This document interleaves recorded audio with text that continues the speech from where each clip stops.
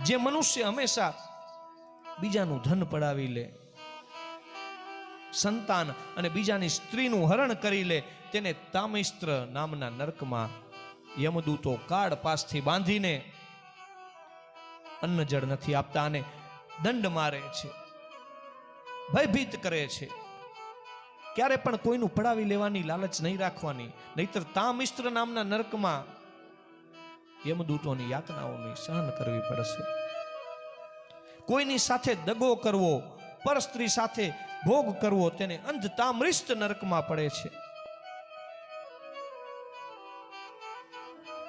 આવી રીતના સંસારમાં અલગ અલગ એમ જ લાગે કે હું જ છું, આ શરીર મારું છે, આ બધા મારા કુટુંબીજનો છે, મારા સગા સંબંધી છે, અને પોતાનાઓનું જ પાલન પોષણ કરવામાં આપણે પ્રવૃત્ત રહીએ ને તો એ રૌરવ નામના નરકની પ્રાપ્તિ થાય છે.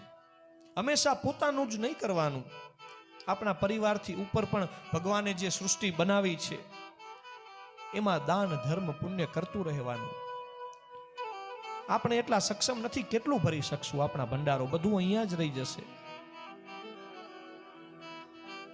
આ લોકમાં જીવોને બીજાને દુઃખ પહોંચાડે તેમને રૂરુ નામનું નરક પ્રાપ્ત થાય છે. રૌરવ જે રૂરુ સાપ હોય, જે બહુ ક્રૂર સ્વભાવના છે, તેઓ તેને કષ્ટ